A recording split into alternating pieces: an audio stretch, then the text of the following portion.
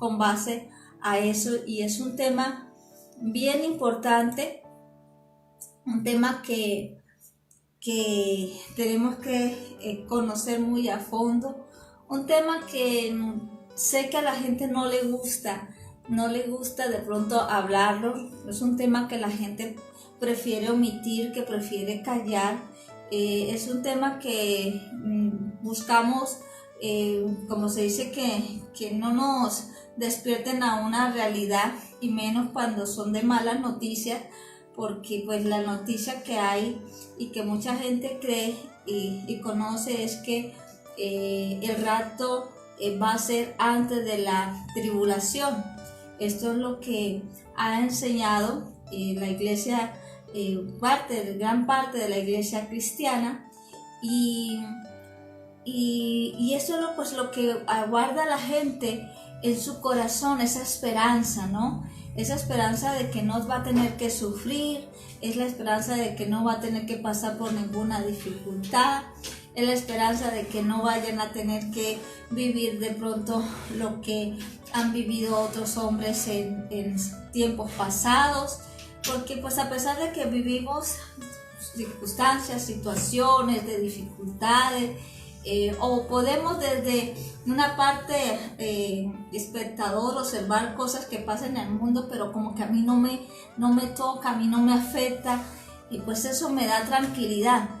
Y cuando nos hablan del rapto a través de la pretribulación, pues nos están también mostrando esto, que es mirar como espectadores lo que va a pasar en el mundo, pero no desde aquí, sino de pronto unas ventanitas que están arriba en el cielo, viendo todo lo que va a suceder en el mundo.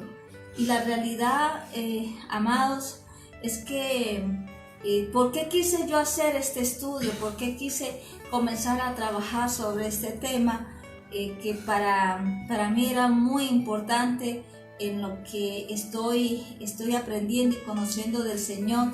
Y es raíz de que muchos tiempos, años atrás, muchos años atrás, más de 15 años atrás, el Señor a través de algunos sueños y a través de una palabra,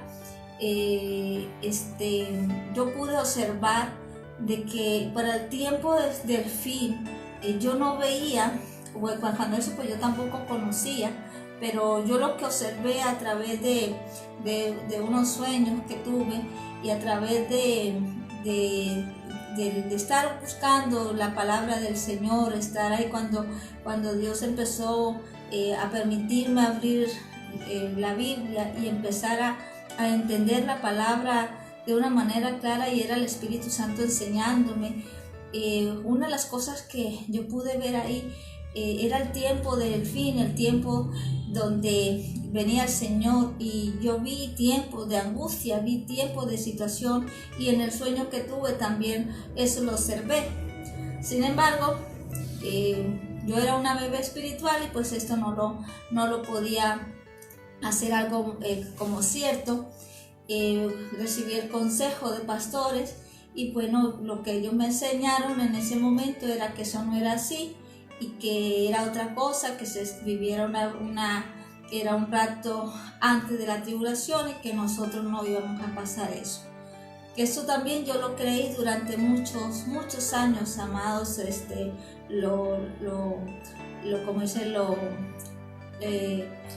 Lo mantuve, ¿sí? Lo mantuve también en mi vida cristiana, pero a principio de año, cuando Dios empieza a hablar todas las cosas, una de las cosas que el Señor me vuelve a llevar es a recordar estos sueños, y a empezar a observar esta palabra.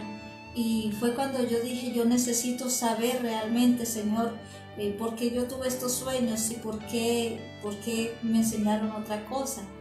Pero yo no me basé solamente en tomar un versículo, ni tampoco tomar referencias de personas, porque yo dije, yo no quiero que sean los hombres los que me hablen, porque me van a confundir más. Yo quiero que seas tú, y quiero que, Señor, escudriñar muy bien la palabra, y quiero que tú me especifiques muy bien con la palabra, de dónde nació esto del rato de la pretribulación.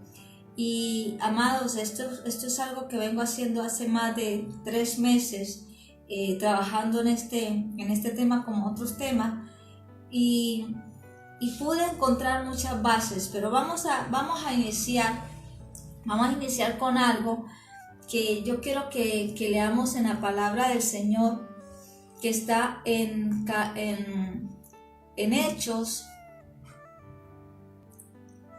porque todo tiene, siempre he creído que todo tiene un propósito, tiene un plan de Dios, y el plan de Dios es perfecto, ¿sí?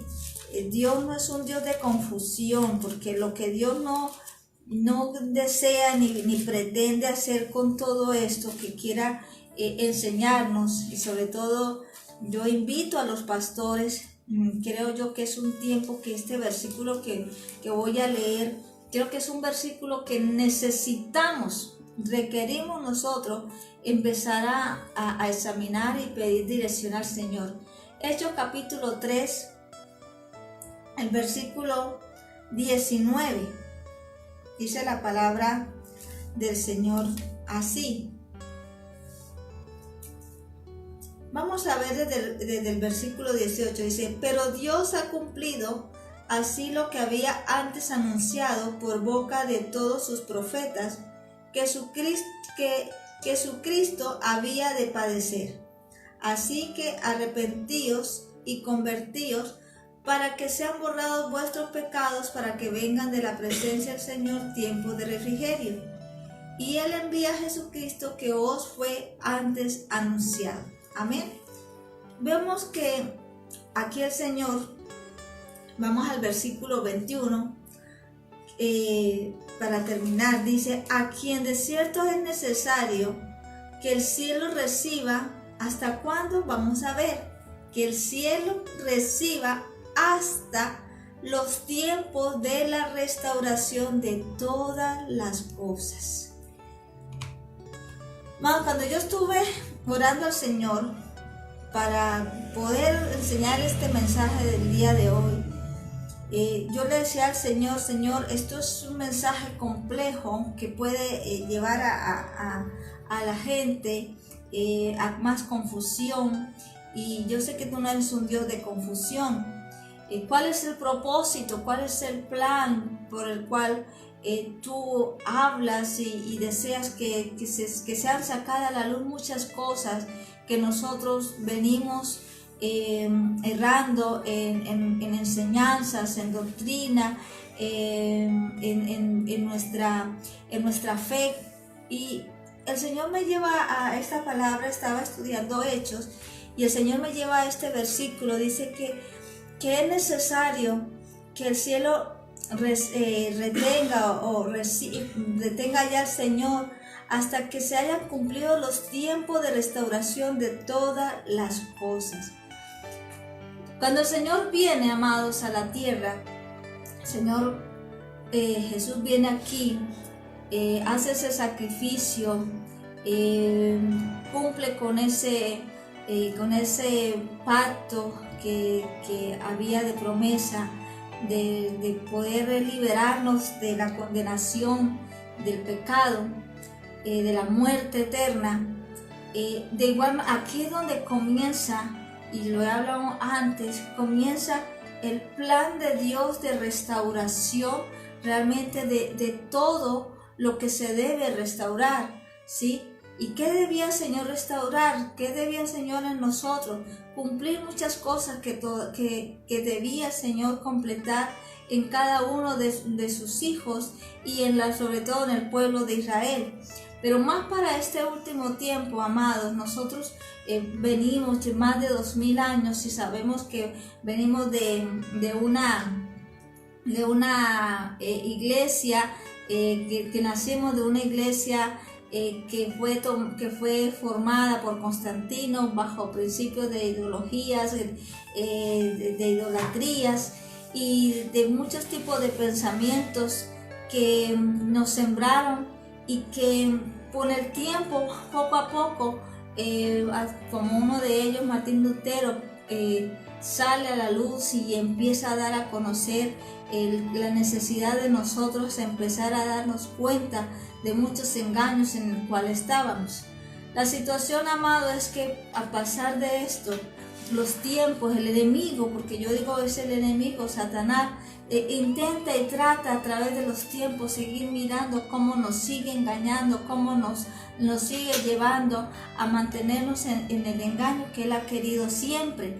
Porque desde que Satanás tenga nuestro corazón en ese engaño, de esa mentira, de hacernos a nosotros creer que estamos bien, que nuestra vida está bien, supuestamente bien delante de Dios, pues sabe Satanás que cuando vengan los tiempos finales no vamos a estar preparados para lo que el Señor quiere y el Señor desea de cada uno de nosotros.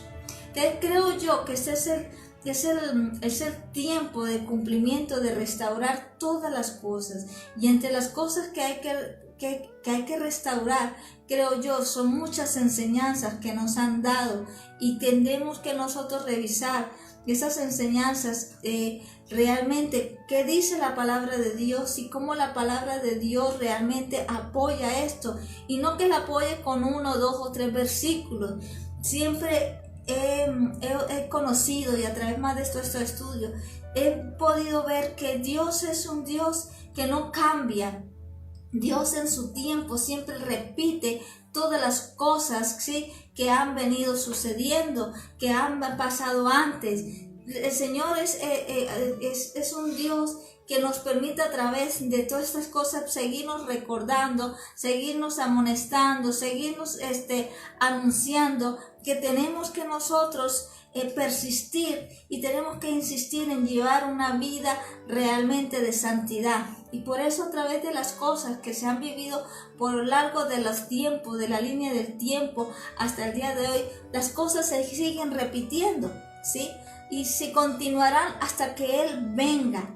Pero en esos tiempos, amado, tenemos que tener cuidado, porque nacen cosas, aparecen cosas que nos confunden a nosotros y las volvemos doctrinas que luego pues las tomamos en confianza, y que si nosotros no vamos a la palabra de Dios, posiblemente vamos a estar engañados, y cuando venga el tiempo de lo que tengamos que vivir, de pronto vamos a ser tan desilusionados que eso va a ser uno de los puntos que va a hacer que mucha gente vuelva atrás, porque se va a sentir engañada. Y yo no creo yo en esta parte, no es que quiera defender a los pastores, pero yo no creo que se tenga esa intención de engañar a nadie. No, sencillamente nosotros, a través de esa línea de tiempo, esas generaciones nos dan enseñanzas que nosotros sencillamente vamos repitiendo, y porque nos confiamos que esas enseñanzas pues vienen de personas que confiamos, porque muchas de las cosas que nos han mostrado, que las cosas que nos han enseñado la palabra son verdad, pues nosotros terminamos creyendo todo lo que nos dicen, pensando que ellos también han pasado por la línea del fuego. Cada palabra ha sido aprobada por las Escrituras. Y las Escrituras deben estar de que lo que el Antiguo Testamento haya hablado es lo mismo que el Nuevo Testamento lo tiene que confirmar.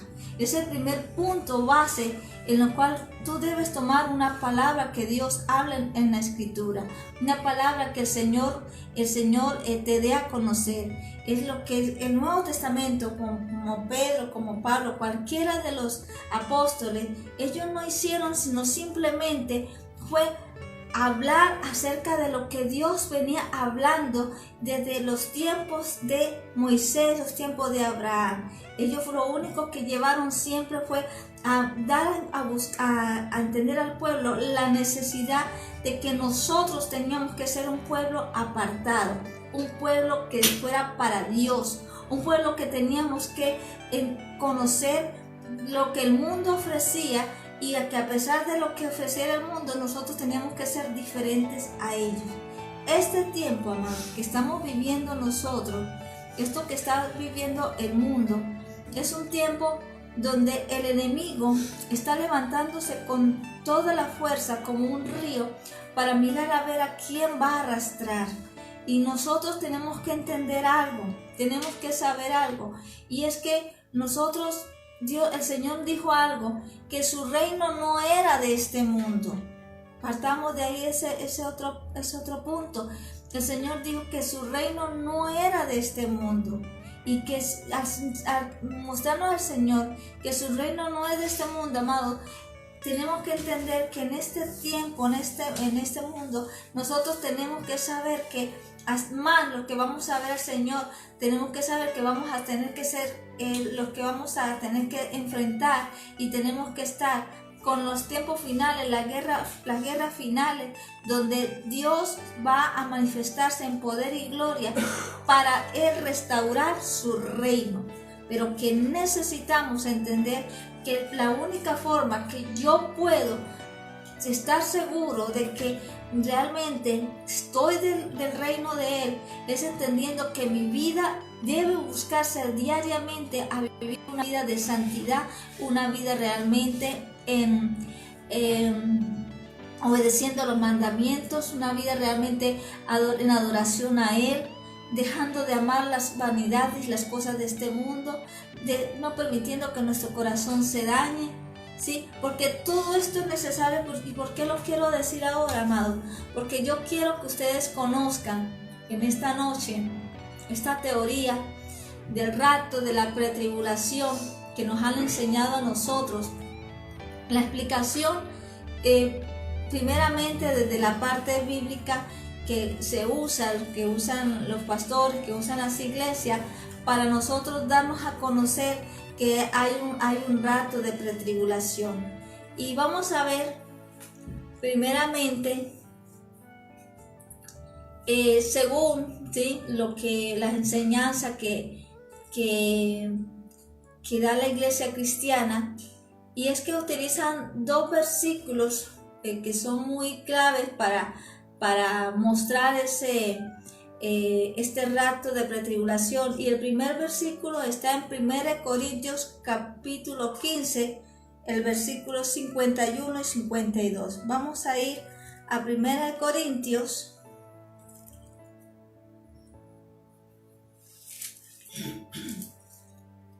versículo 51 y versículo 52, capítulo 15.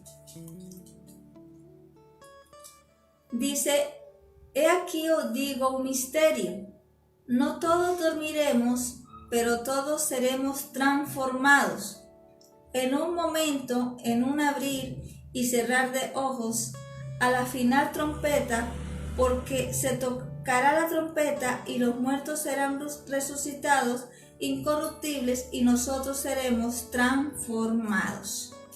Este es uno de los versículos que utiliza para hablarnos a nosotros acerca de esto. El otro versículo que más conocido es 1 Tesalonicenses capítulo 4 versículo 15-16, y vamos a ver lo que dice. Dice: por lo cual os decimos esto en palabra del Señor, que nosotros que vivimos, que habremos quedado hasta la venida del Señor, no precederemos a los que durmieron, porque el Señor mismo, con voz de mando, con voz de arcángel y con trompeta de Dios, descenderá del cielo, y los muertos en Cristo resucitarán primero. Luego nosotros, los que vivimos, los que hayamos quedado, seremos arrebatados juntamente con ellos en las nubes para recibir al Señor en el aire, y así estaremos siempre con el Señor. En estos dos versículos de Corintios y Tesalonicenses hay dos palabras, hay dos cosas que son muy exactas, y yo quisiera hacer unas preguntas referente a eso. Si habla Pablo, ¿sí?, si a Pablo habla en el versículo de 1 Corintios, habla de que se sonará, donde dice 51, dice: que a la final trompeta, ¿sí? Dice, y a la final trompeta, la primera pregunta es, ¿cuáles son las demás trompetas iniciales? Aquí ellos nos están hablando, ya cuando nos enseñan a nosotros, ¿sí? Nos dicen que nosotros no vamos a vivir la tribulación y a través de la tribulación, ¿sí? Comienza cuando venga Jesús, nos lleve a las nubes, como ellos dicen, nos lleva a las nubes y nos lleva al cielo. Dice que comienzan los 7 años, ¿sí? Los 7 años de la última semana de Daniel, que son los últimos 7 años. Pero según la Biblia, todos estamos de acuerdo, hasta ellos están de acuerdo, es que ahí comienza a hablarse de los sellos y se comienza a hablar de las trompetas. Entonces la pregunta es, si nosotros nos vamos antes de comenzar el tiempo de la tribulación y las trompetas comienzan a sonar, es en el momento que comienza la tribulación que comienza a suceder este proceso. La pregunta es, ¿cuáles son las trompetas iniciales de esta última trompeta que habla aquí Pablo? Y según nos muestra, nos enseña de que allí es cuando nosotros nos vamos a ir y allí es cuando nosotros no vamos a estar ni ser parte de lo que va a suceder en la tierra. ¿De cuáles son esas otras trompetas? ¿Qué otra parte, aparte de lo que habla Apocalipsis y habla Daniel acerca del proceso de lo que serán los 7 años, y ahí mismo parte cómo serán esas 7 trompetas sonadas? ¿Cuáles otras trompetas habla el pueblo cristiano que enseña este mensaje? Ahora, dice también otra pregunta que para mí es, si dice que Jesús va a venir hasta las nubes, ¿sí? Si dice que Jesús va a venir hasta las nubes y va a subir, nos va a llevar y allá vamos a quedar, la pregunta es, ¿por qué dice el Apocalipsis capítulo 1:7? Si es un rato silencioso, si es un rato que nadie lo va a ver, que solamente va a ver la gente desaparecer, ¿por qué dice Apocalipsis 1:7 que todo ojo le verá? Entonces, si vemos que ellos están hablando, si la doctrina, si la enseñanza de un rato silencioso se refiere de que Jesús va a venir hacia las nubes y va a llevar al pueblo, significa que está hablando de 3 venidas. La venida que ya conocemos, que fue cuando murió, resucitó, ¿verdad? Y pues la venida de lo que nos están enseñando en este rato de pretribulación, que viene hasta las nubes, nadie le va a ver y nos vamos a desaparecer. Y la tercera venida, que es la que el Señor viene, ¿sí? Y hace su aparición acerca ya de que todo ojo le verá.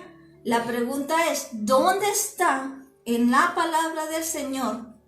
¿Dónde Jesús, si el mismo Jesús fue quien habló, el mismo Jesús explicó, dio una explicación muy exacta, y Pablo también, si lo conocemos, también en Tesalonicenses también lo habla también muy bien acerca de la segunda venida, que es que todo ojo le verá, donde Pablo habla de que Jesús viene en secreto, en silencio, hasta las nubes y nosotros vamos a desaparecer.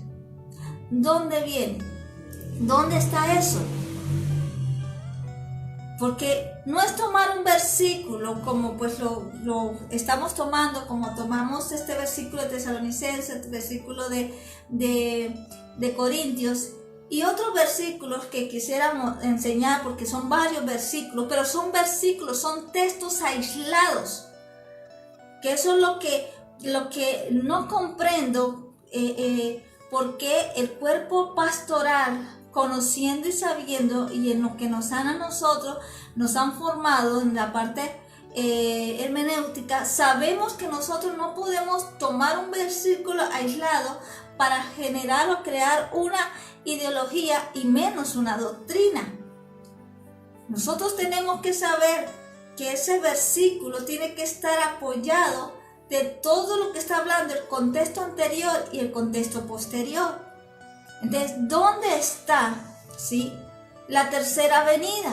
Porque es que nos estarían hablando de 3 venidas del Señor.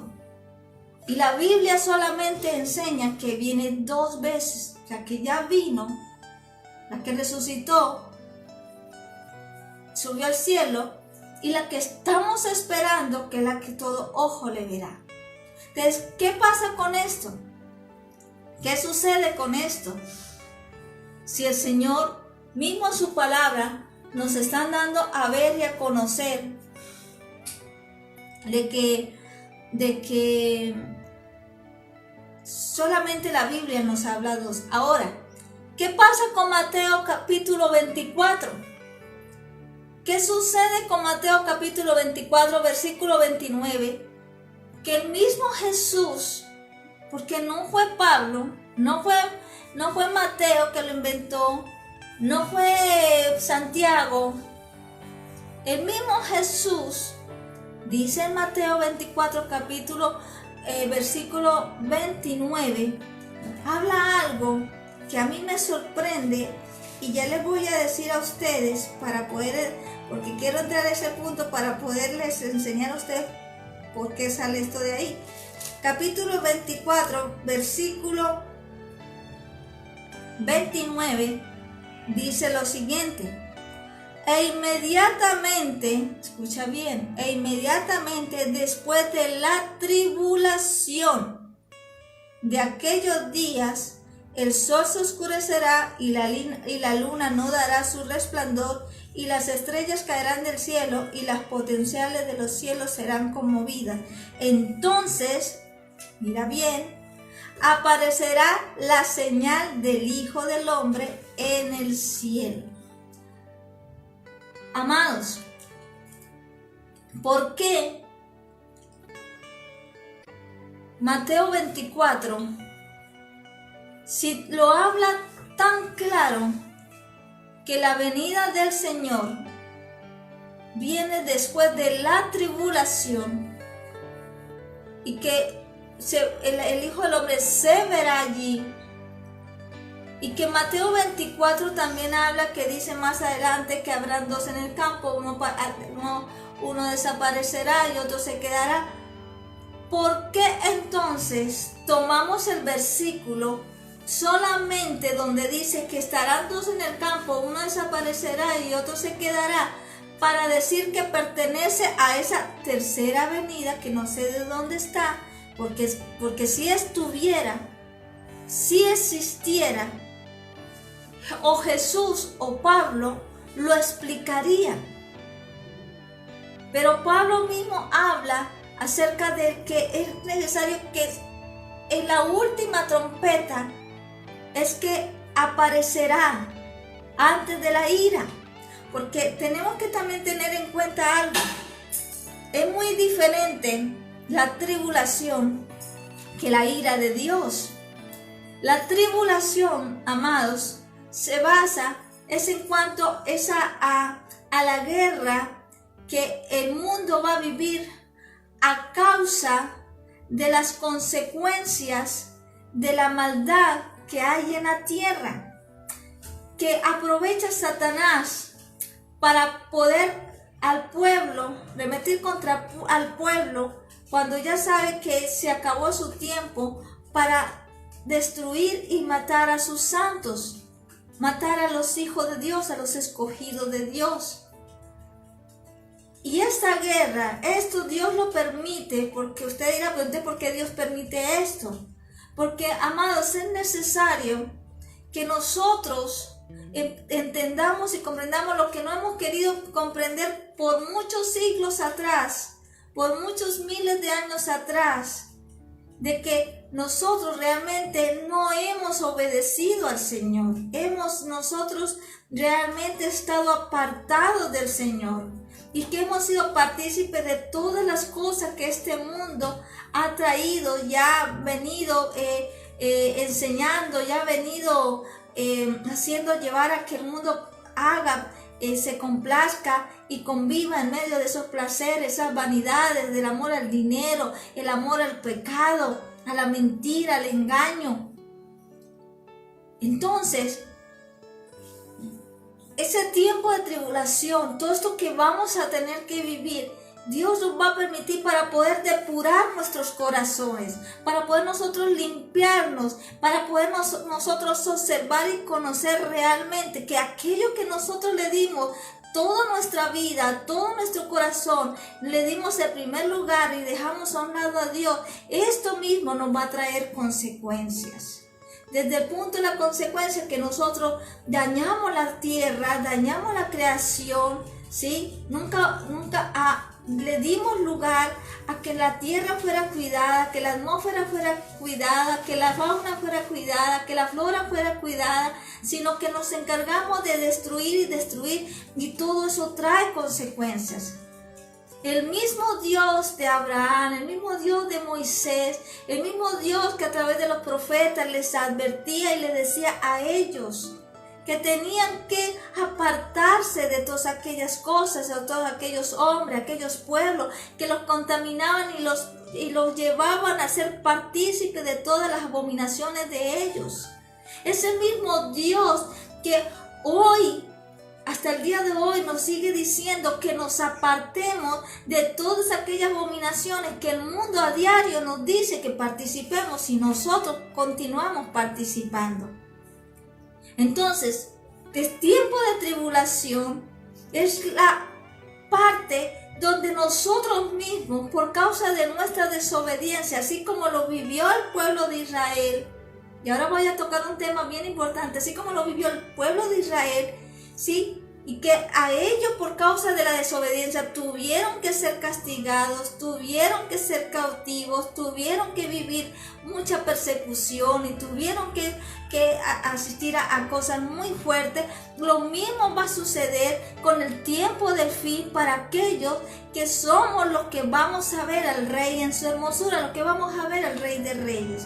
Porque no podemos pretender que nosotros que estamos realmente llenos de avaricia, llenos de envidia, un corazón altivo, un corazón arrogante, un corazón creyendo que somos más que el otro, que conocemos más que el otro, que creemos que tenemos más poder que el otro, tenemos más autoridad que el otro, tenemos más capacidad de poder alcanzar más que el otro. Siempre en esto no podemos pretender que ese Dios que es santo nos va a ver a nosotros con un corazón limpio.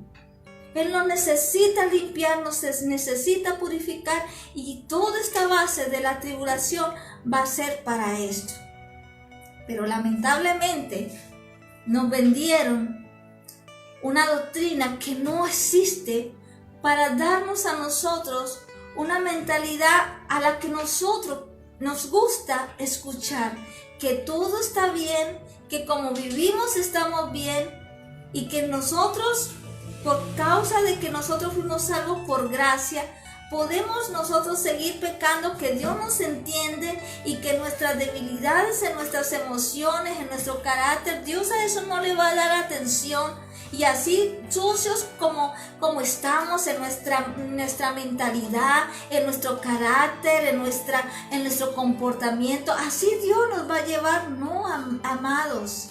Dios necesita limpiarnos y lamentablemente no queremos oír a las buenas. Lamentablemente no queremos entender cuando el Señor nos dice que limpiemos nuestro corazón. Lamentablemente insistimos en nuestro pecado y en la dependencia de las cosas del mundo y en las cosas que nosotros deseamos para sentirnos bien, para seguirnos cómodos.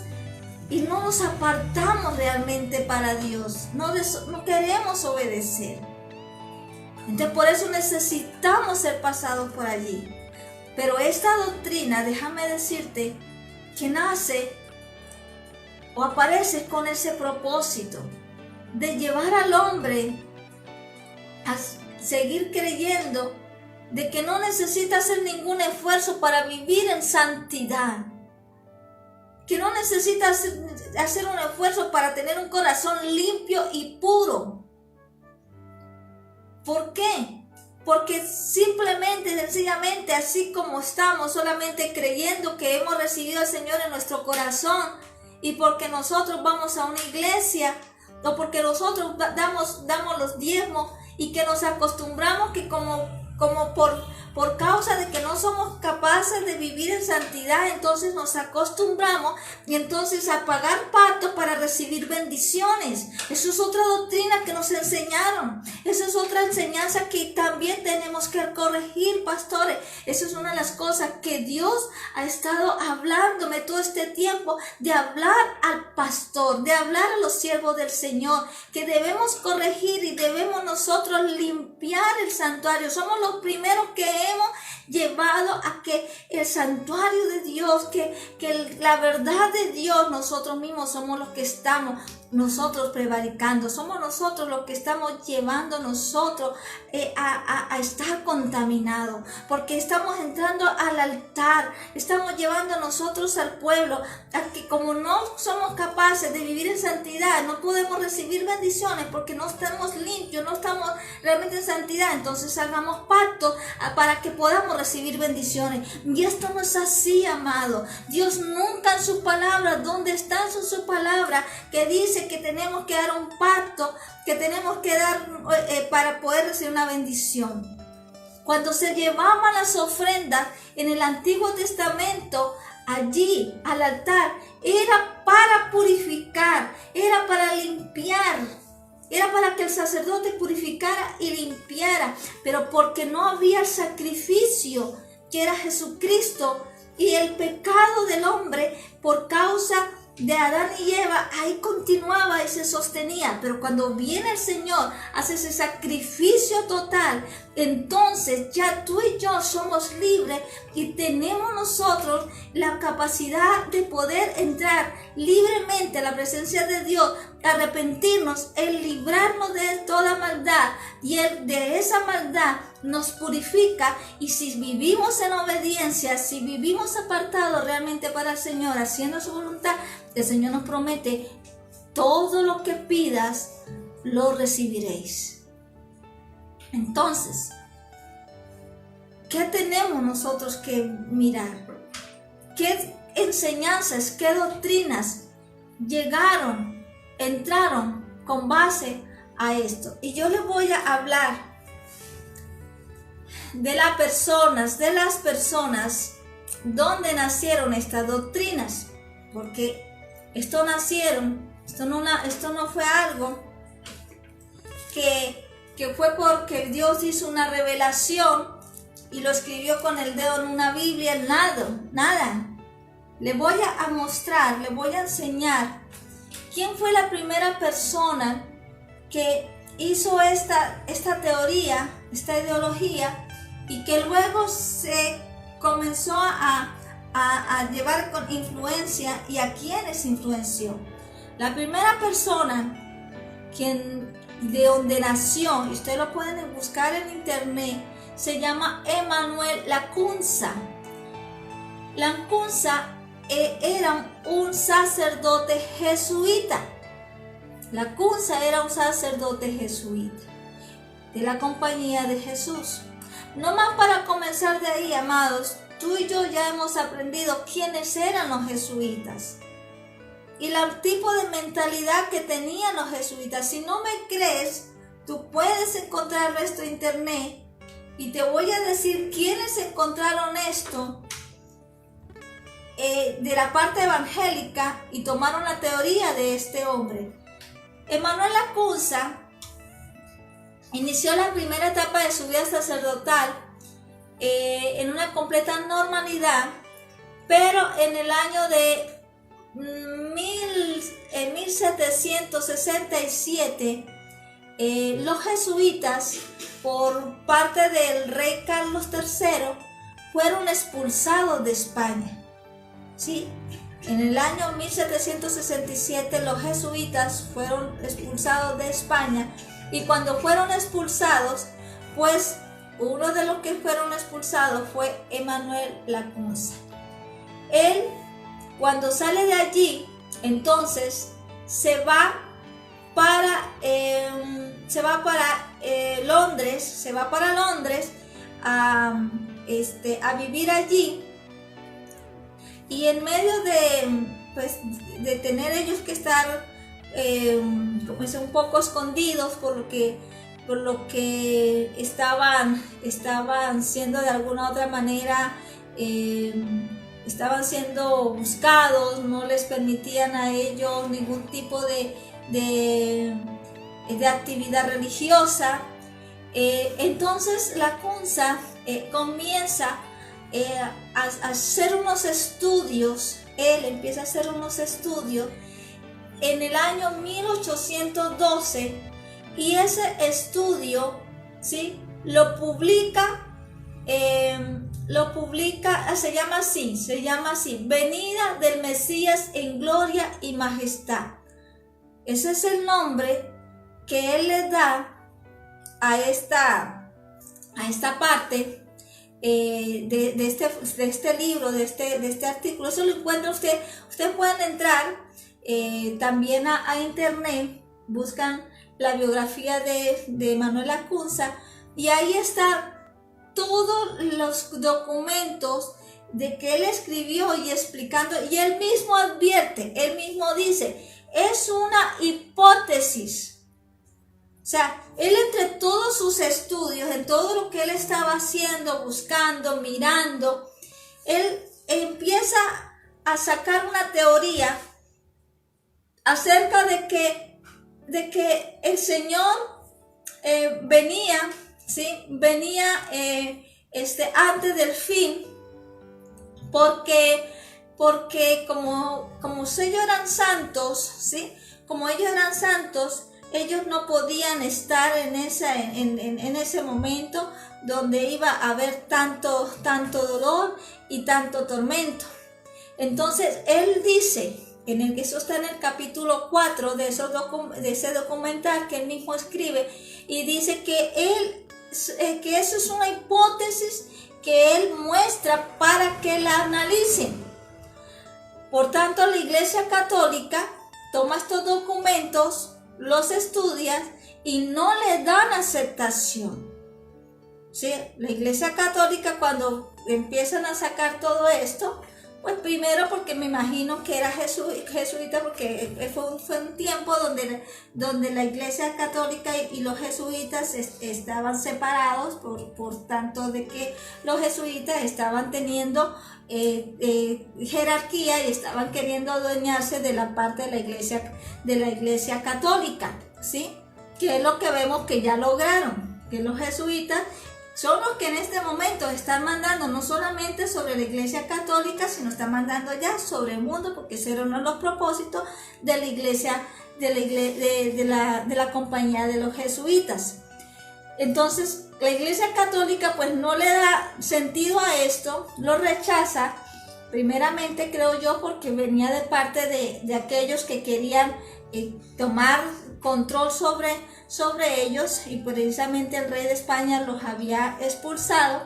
Entonces lo que hace Lacunza es tomar estos estudios, estos escritos, y los publica a través de un seudónimo que se llama Juan Josafat Benerra, judío. O sea, se hizo pasar como un judío, no como un jodido, como un judío. Entonces, él, al ver que la Iglesia Católica no le da, yo no sé si los pastores en los estudios que han hecho, han estudiado esto, han conocido esto. Yo personalmente, cuando hice los estudios de teología y nos hablaban del arrebatamiento, a mí nunca me hablaron de esto. A mí solamente me hablaban acerca del arrebatamiento y cómo era que iba a venir, y paré de contar. Y me mostraron, recuerdo yo que eran varios versículos y no más. Pero cuando empiezo yo a hacer este estudio, de empezar, porque Gracias a Dios es algo que me gusta leer, me gusta investigar, me gusta escudriñar, porque no me gusta dar un mensaje o no me gusta enseñar algo que solamente venga por una teoría, por un sueño, por una visión. No, todo lo quiero aprobar y afirmar, fundamentar con la palabra del Señor, ¿sí? Entonces empiezo a observar esto y veo que este sacerdote jesuita, al ver que no lo aceptan los católicos, entonces se inventa un nombre, un seudónimo, se hace pasar por judío y comienza a hacer estas publicaciones. Y en medio de todo esto que estaba corriendo a través de ese nombre, logró él en llegar estos folletos a muchas partes de Inglaterra. Resulta de que un hombre que se llama William Miller, un personaje que es un evangelista también, que es evangelista, se enteró acerca de esto. Bueno, ¿quién es William Miller? William Miller es una de las personas que influenció mucho en la parte del cristianismo en los Estados Unidos, y de él se desprendió una parte de la iglesia adventista, y también de ahí también se desprendió una iglesia protestante y una iglesia. Era un hombre que tenía mucha influencia en las personas. Este señor William Miller resulta que estaba a través en el año 1837, William Miller hacía muchos años atrás, estaba haciendo un estudio acerca de la venida del Señor. Hacía un estudio acerca de la venida del Señor, y él dijo, o sea, entre los estudios que hizo a través de Daniel 8:14, él decía que el Señor iba a venir para el año 1840, ¿sí? Él estaba totalmente convencido de que el Señor venía para el año 1840, y cuando él encuentra esta teoría, encuentra esto de este señor Lacunza, él toma estos escritos y los ve como una fuente para mostrarle a la gente de que el Señor, porque él decía que el sacrificio, vamos a leer Daniel capítulo 8:14, porque él se basaba, era sobre eso. Daniel capítulo 8, versículo 14. Él decía que la parte de la restauración del sacrificio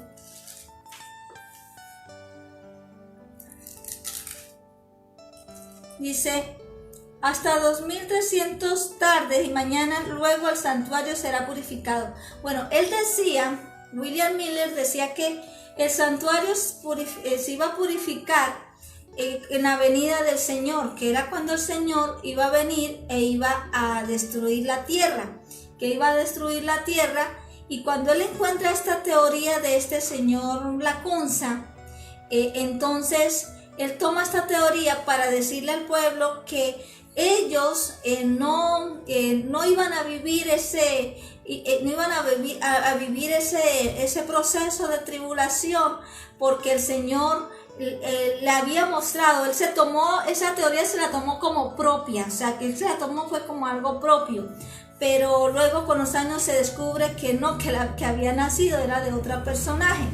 Pero él toma esa teoría para decir que ellos no iban a vivir nada, porque el Señor purificaba la tierra, pero para purificar la tierra él se tenía que haber primero llevado el pueblo, y que por eso el pueblo tenía que ser arrebatado antes de la tribulación.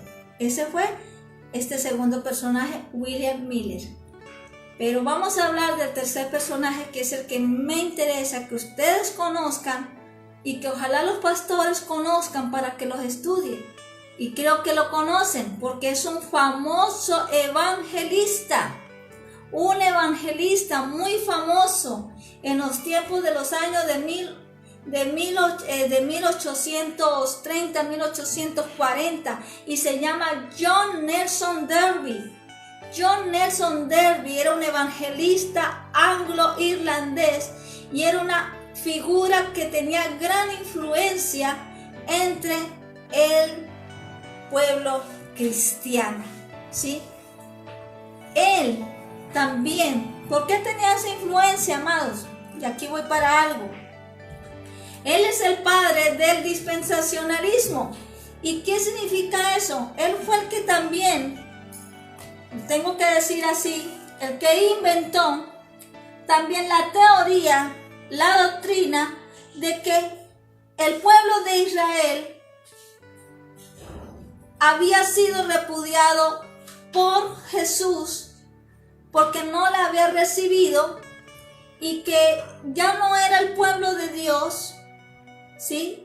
Sino que nosotros los cristianos pasábamos a ser el pueblo o la esposa de Dios, que Dios se había divorciado del pueblo de Israel. Él toma esta teoría de Jeremías capítulo 3, cuando Dios le dice a Jeremías, le habla de que él repudia el pueblo de Israel. Por tanto, el pecado que hay en el pueblo, sí, es tan grande que él decide repudiarlo, decide apartarlo. Pero lo que este hombre no lee, parece que es que este hombre solamente veía unos versículos. Lo que este hombre no ve y lee, que cuando está hablándose no todo el pueblo de Israel, sino que se está hablando cuando Israel es dividido, ¿sí?, entre Judá y Israel, que Israel queda con 10 naciones y Judá queda con 2 naciones nada más. Y Dios no perdona al pueblo de Israel, es verdad, por el pecado que mantiene constante, ¿sí? Y lo repudia. Y a Judá, ¿sí?, también en ese momento a los dos los repudia. Pero más adelante, en Oseas, ¿sí?, el mismo Dios habla nuevamente y le dice al pueblo de Judá que va a tener misericordia de ellos y que lo vuelve a aceptar, por su misericordia, y que su generación la va a mantener. Más adelante, en Jeremías, porque tenemos nosotros que ver, entonces, fue que entonces Israel realmente fue divorciado. Amados, si fuese así, que Dios se hubiese divorciado y hubiera desechado al pueblo de Israel, la pregunta es, ¿para qué vino Jesús entonces? Si Jesús venía, era por el pueblo de ellos. Entonces, ahí habría entonces, o Dios es un mentiroso, o Dios es de doble ánimo, ¿sí? ¿O qué estaba pasando ahí? Amado, lo que nos está enseñando la palabra, y es algo que tú y yo tenemos que entender, que muchos de los escritos, cuando fueron traducidos a griego, fueron cambiados en la traducción, no se le da la comprensión correcta. Nunca el Señor habló de divorciarse o de abandonar al pueblo de Israel, de apartarlo y de alejarse hasta que Él viniese. ¿Por qué? Porque el pecado era tan grande que ya Dios no los podía seguir viendo, por cuantos el Señor, al seguir viéndolos, el furor de Dios, la ira de Dios hubiera podido caer sobre ellos para destruirlos. Entonces Dios voltea su rostro del pueblo de Israel, ¿sí?, hasta esperando que Jesús viniera a hacer el sacrificio que Él había prometido. Nunca.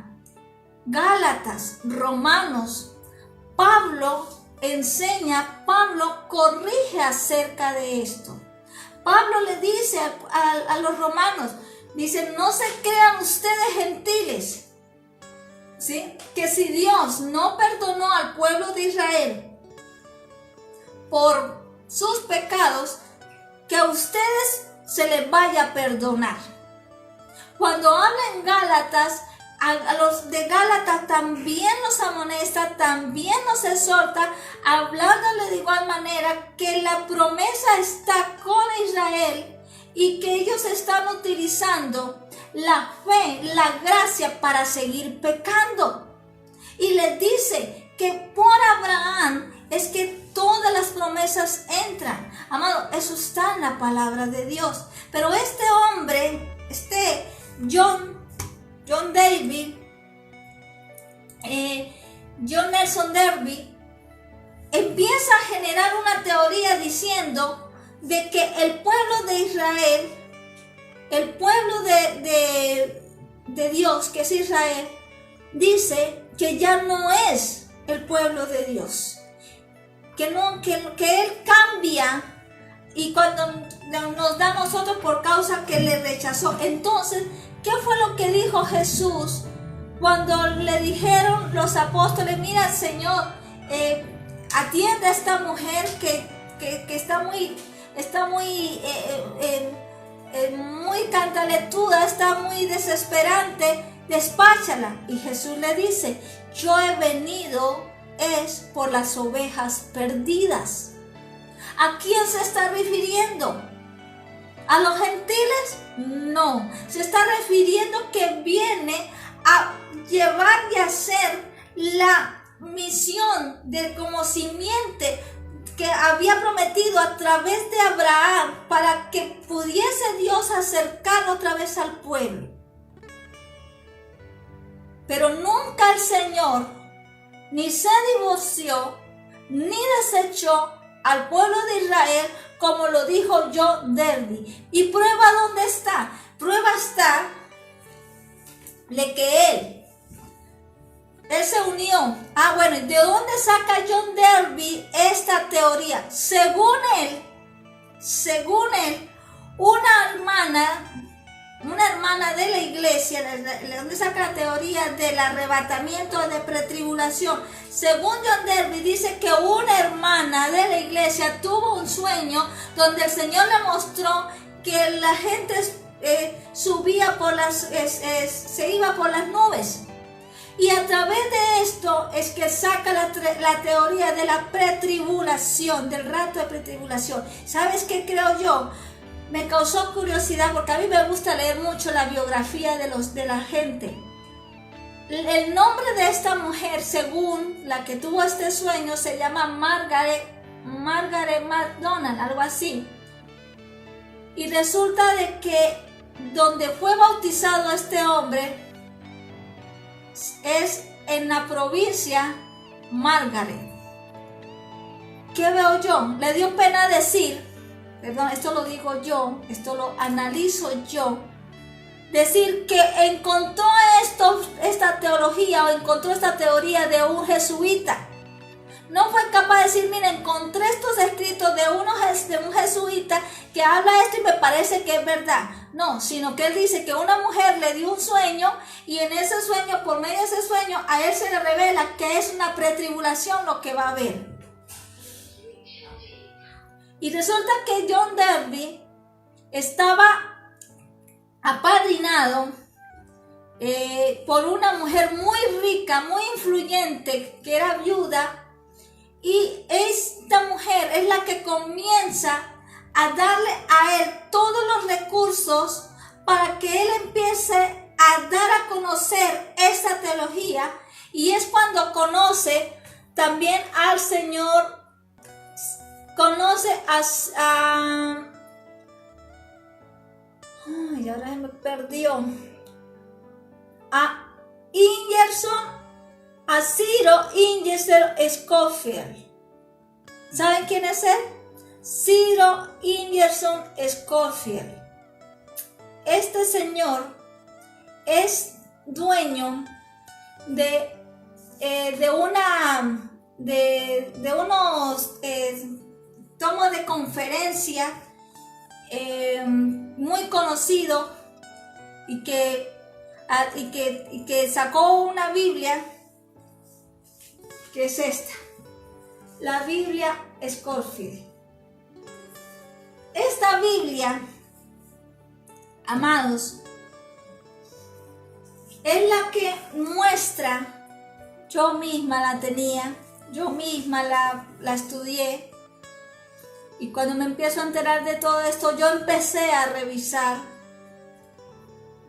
Y en Mateo capítulo 24, este hombre, este señor, el dueño de esta imprenta, de estos libros, de estos tomos que sacó, y también de seminarios bíblicos que hay, que también tienen, ellos fueron junto con John Darby, que influenciaron con esta mujer esas dos teorías de decir que la pretribulación, ¿sí? el rapto era antes de la tribulación, o sea, el rapto pretribulación. John Darby y este hombre, y como eran hombres adinerados, empezaron a sacar películas, empezaron a sacar libros, seminarios, y fue como influenciaron en el mundo esta teoría de el rapto pretribulación. Y yo pregunto una cosa, ¿por qué? ¿Por qué tomar una teoría solamente por tener influencia en la gente? ¿Por qué tomar una teoría aprovechando la influencia que tenían en mucho pueblo? Y es algo que los pastores tenemos que empezar a tener cuidado. Cuando sentimos que tenemos influencia de mucha gente, cuando sentimos que ya muchos nos siguen, que muchos creen en nosotros, como que llega un momento donde queremos dar algo nuevo. Y creo que fue eso lo que le pasó a este hombre. Tomó una teoría que ni siquiera era de él, sino que era de un sacerdote jesuita, que todo esto está debidamente con documentos comprobados que vienen de él. Hay libros de él, de Manuel Lacunza, que es el jesuita, para dar a conocer esta teoría. Ahora, John Darby, déjame decirte, también era un sacerdote, también era un cura, que a través de esta mujer que lo empezó a invitar a estas reuniones, fue que se convirtió. Y al parecer, ya John Darby conocía esta teoría, porque si él era sacerdote, pues lo más seguro era que conocía la teoría de Manuel Lacunza, y ve la oportunidad a través de esta mujer millonaria y de este otro señor que son los dueños de la Biblia y seminario de Scofield, para poder llevar una teoría sustentada solamente en un sueño, pero que él dice que es un sueño, pero que yo no creo cuando yo investigo y observo de que hay algo mucho más en el trasfondo, y es que viene de otro hombre que también era sacerdote y era jesuita. ¿Qué nos está pasando, amados? ¿Por qué creo yo que estamos en los tiempos de restaurar todas las cosas, de corregir? Y a ti te hablo, pastor, porque yo sé y creo que esto lo desconocemos, porque a nosotros nos enseñaron la teoría del rapto pretribulaciones a través de libros, a través de libros escritos por evangelistas y más de este hombre, mas no a través de lo que habla la palabra, no a través de lo que haya mostrado. Les enseñé el miércoles pasado cómo Isaías 60 habla del arrebatamiento, y en el momento exacto que coincide como lo habla Pablo en Tesalonicense, como lo habla Mateo, Jesús, Isaías también en el 60 habla del rapto después de la tribulación, antes de la ira de Dios. Es que sucede. Isaías 60 lo habla, como lo habla Mateo capítulo 24, como lo habla Tesalonicenses, como lo habla Corintios. Esto sí es algo que es aprobado, porque lo habla el Señor desde el principio. Lo habló Jeremías, lo habló Ezequiel, lo hablaron todos los profetas. La mayoría de los profetas hablaron del tiempo del fin. ¿Por qué entonces tomamos una teoría de un evangelista porque tenía mucha influencia, porque convencía a mucha gente para llevar algo? ¿Para ganar qué? ¿Para ganar más almas para el Señor? No creo, porque el Señor no necesita a través de mentiras ganar las almas. Yo te dejo a ti, pastor, con este mensaje. Y voy a seguir el miércoles, porque esto apenas es el comienzo. Quiero empezar a seguir enseñando cómo realmente el Señor nos habla, claro, en su palabra. Todas las cosas que Él habló antes en las sendas antiguas, las hablaron también Pablo y las habló Jesús. Y como nosotros, amados, somos un pueblo que somos injertados al pueblo de Israel. No somos aparte, no somos alguien aparte. Somos un solo pueblo, y Pablo lo dice y se lo voy a enseñar. Porque es triste encontrar en esta Biblia, en las notas que dice abajo, que dice en el capítulo 24, dice que Israel, sí, que Mateo 24 es el pueblo escogido y nosotros somos la iglesia, la esposa aparte. Y Pablo enseña, y le voy a enseñar para las próximas clases, cómo Pablo nos dice que somos uno solo, que nunca Dios vino a hablar de dos. Este problema que vemos ahora, ese problema lo vivió Pablo también. Y creo que llegó el tiempo de restaurar todas estas cosas. Porque este es el tiempo que tenemos que realmente volvernos a Dios, arrepentirnos, corregir, enseñar la verdad. Porque hay muchas cosas que tenemos que corregir para preparar al pueblo del Señor para la venida de Él.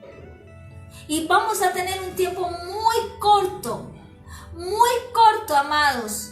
Pastores, muy cortos, si ustedes resisten su corazón, si ustedes se rebelan contra la verdad y siguen resistiendo en conocer la verdad, vuelvo y les repito, algo que Dios me ha hablado, viene para la iglesia, para los ministros, un tiempo donde el corazón de los siervos, el corazón de los ministros va a ser puesto sobre una balanza para ser pesado y mirar la justicia que hay en sus corazones.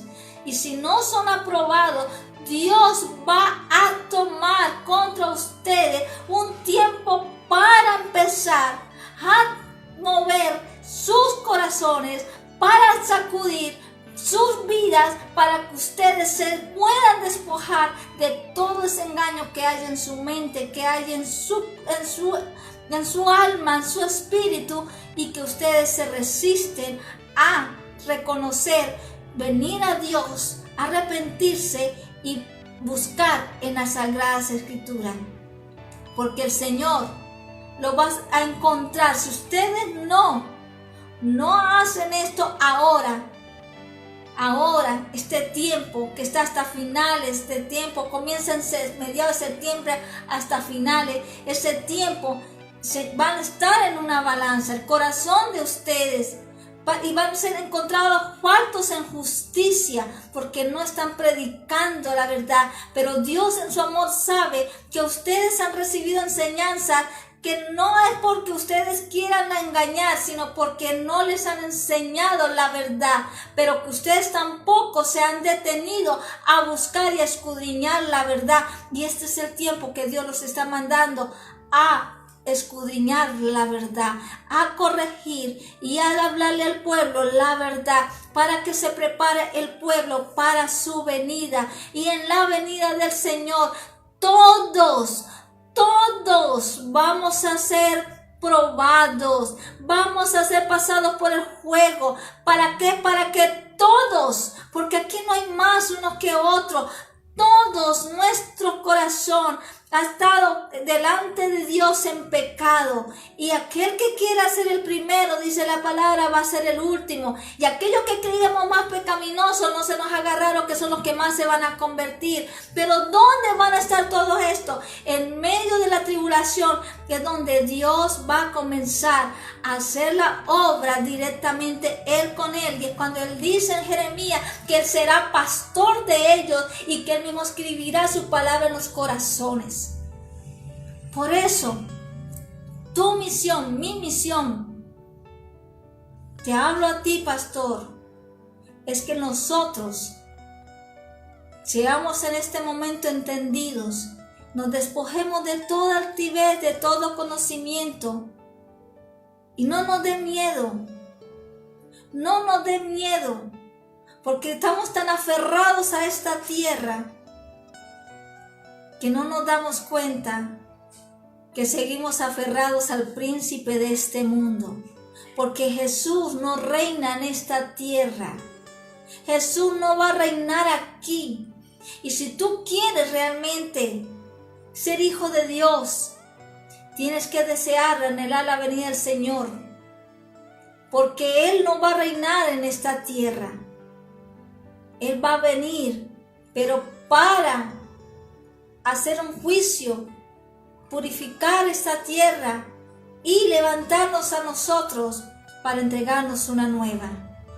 Pero primero, todos, no va a haber excepción de nadie, todos vamos a ser probados, y solo los que estemos realmente apartados, amando al Señor, limpiando nuestra alma, nuestro corazón de toda maldad, de toda vanidad, de todo pecado, somos los que vamos a estar fortalecidos, preparados para lo que ha de venir. Amén. Amados, este es el mensaje que hoy quería darles a ustedes, quería compartir. Sé que era un poquito largo, pero de igual manera es necesario que ustedes vayan conociendo. Yo los quiero invitar a que ustedes compartan, hablen, no les dé temor. Les estoy dando bases para que ustedes apunten, ustedes mismos escudriñen y vayan a la presencia de Dios, y preparemos nuestro corazón, nuestra vida para los tiempos que han de venir, porque hay que prepararnos. Pero son los tiempos que podemos nosotros saber que somos privilegiados, porque vamos a ver el Señor. Y el Señor en esos tiempos también nos va a dar la fortaleza, nos va a dar la fuerza, nos va a dar la fe para ser guardados, y vamos a ver cosas grandes. Yo te invito a que cierres tus ojos y que ahí donde tú estás, yo no sé qué concepto tengas tú de ese rapto. No sé si tú quieres seguir apegado a ese rapto de antes de la tribulación, porque no quieres vivir nada de lo que quieras, de lo que va a venir. Pero te quiero decir algo. Entender que los hijos de Dios todas las cosas suceden para bien. Entender que no podemos seguir afianzados en una esperanza que puede ser que luego se vuelva una desesperanza mucho más de desilusión, de tristeza y de agonía. Pero si tú te preparas ahora, si vas al Señor, yo no te digo que crea lo que te estoy diciendo, yo te digo, ves a escudriñar la palabra. Ves que la palabra te hable. Si te han dado versículos acerca de la pretribulación, de ese rato de pretribulación, ves y tómalos y confróntalos con los contextos y los textos para que puedas conocer si realmente está hablando de eso. Y ves al Antiguo Testamento, ves a las sendas antiguas. A ver si es que Dios se arrepintió, a ver si es que Dios cambió, a ver si es que el Señor tomó a la iglesia gentil y le dio un camino diferente.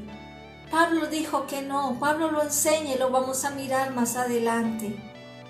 El mismo Pablo lo dijo, que si la raíz no se le había sido perdonada, menos a la rama se nos va a perdonar. Y tenemos que reconocer, amados, nosotros seguimos pecando. Nuestro pecado también ha llegado al cielo y ha ofendido al Señor por causa de todas las cosas que nosotros permitimos en nuestra vida. Entonces no somos mejores que Israel. Entonces realmente nosotros no somos santos. Realmente nosotros también deberíamos ser también desechados, así como Dios hubiera desechado a Israel. Pero Dios no ha desechado a su pueblo Israel. Su pacto sigue vigente. Jeremías 31:31 lo vuelve y lo advierte. Jesús vino, fue por ellos, pero nos abrió una oportunidad muy grande para que tú y yo entráramos. Este tiempo que Dios ha dado ha sido para poder dejar que tú y yo entráramos, para que tú y yo pudiésemos ser parte de ese pueblo. Pero ese tiempo se está cerrando, ese tiempo se está acabando, y eso me lo mostró también el Señor aquí en una reunión en medio de los hermanos que estábamos aquí antes de que todo esto pasara. El Señor me mostró en ese momento cómo los cielos se cerraban para el pueblo gentil, porque se acababa el tiempo y todavía no había comenzado esto de la cuarentena. Y cómo el Señor me mostraba cómo comenzaba a abrirse nuevamente para Israel para cumplir lo que Dios había hablado para ellos. Por eso yo los invito para que ustedes, pastor, si me escuchas, soltemos nuestros vestidos de estudios, de conocimiento, de enseñanzas, y humillémonos y seamos humildes, entrar a la presencia de Dios y buscar su verdad. Porque solo el Señor en su palabra y su Espíritu Santo es el que nos puede hablar y nos puede llevar a toda verdad. Porque Él dijo, la verdad los hará libre. Y tenemos que buscar la verdad, hermanos. No podemos andar en fantasías ni teorías que me hagan sentir bien y en las que yo quisiera escuchar porque no quiero sufrir. No, hermanos, no nos podemos mentir a nosotros mismos. La única seguridad que tú puedes tener, que no importa lo que estemos viviendo, hay algo que el Señor dijo que no nos dejaría y que estaría con nosotros hasta el fin. Y Él lo habló también en Apocalipsis, que Él nos guardaría en medio de la prueba que ha de venir para el mundo. Yo te hago esa invitación. Te pido que tú le rindas tu corazón, que dejes de temer, a lo que pueda pasar. Porque cuando tú temes significa que es que tú no tienes seguridad en Dios. Porque tienes más seguridad en las cosas que no te hagan sentir ni te hagan dañar. Y ese es el estado almático que tú tienes que comenzar a trabajar y hacer que muera para que el Espíritu viva y se fortalezca en ti. Padre, oro, Señor, por los que escuchan, oro por los que van a escuchar. Oro para que seas tú, Señor, trayendo a ellos, Señor Padre Santo, tu verdad, Señor. Rompiendo, Señor, esas estructuras, esas teorías humanas que el hombre sembró en el alma, en el corazón de muchas generaciones atrás, Dios. Desde hace 200 años, Señor. Señor, nos trajeron esta teoría de un rato que, Señor, iba a ser antes de la tribulación, haciéndonos sentir que no íbamos a sufrir. Pero tu palabra dice otra cosa, tu palabra enseña otra cosa. Tu palabra nos confronta y es la palabra que tenemos que buscar, Señor. Ayúdanos a escudriñar, ayúdanos a desvestirnos de todo pensamiento, teoría, e ir a la fuente, a las Sagradas Escrituras, que es el único que nos puede dar a conocer toda verdad, Señor. Y que sean abiertos los libros para tus hijos, que sean abiertos, Señor Padre Santo, para que podamos ver y conocer, y que tus siervos, los que lo hagan, puedan ver y puedan, Señor, preparar a tu pueblo, Señor, que necesitan ser preparados. Te lo pido, Padre, en el nombre de tu Hijo amado, nuestro Señor, Salvador. Amén. Amén. Gloria a Dios.